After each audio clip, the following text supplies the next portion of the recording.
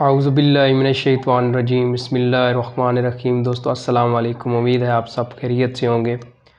जनाब, ये 8 मार्च गुज़री है और आपने औरत मार्च देखा है, जिस तरह बेहयाई और जिस तरह के हमारे मज़हब के ख़िलाफ़ नारे लगाए गए, हमारी आर्मी के ख़िलाफ़ नारे लगाए गए।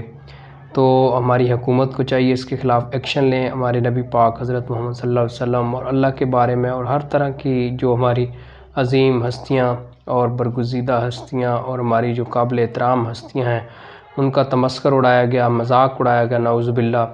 तो हुकूमत को चाहिए इसके ख़िलाफ़ एक्शन लें, नहीं तो फिर ये अनकरीब बढ़ते बढ़ते जो है ये एक आपस में लोगों की लड़ाई झगड़े शुरू हो जाएंगे।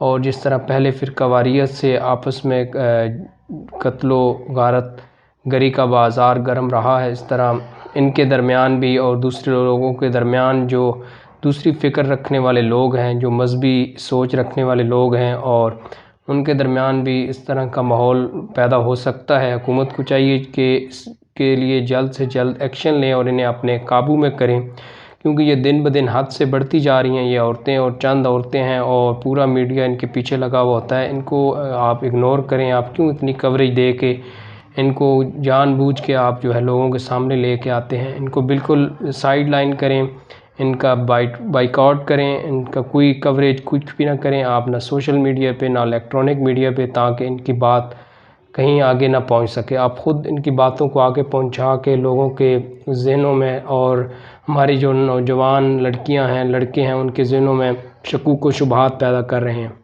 अल्लाह हाफ़िज़।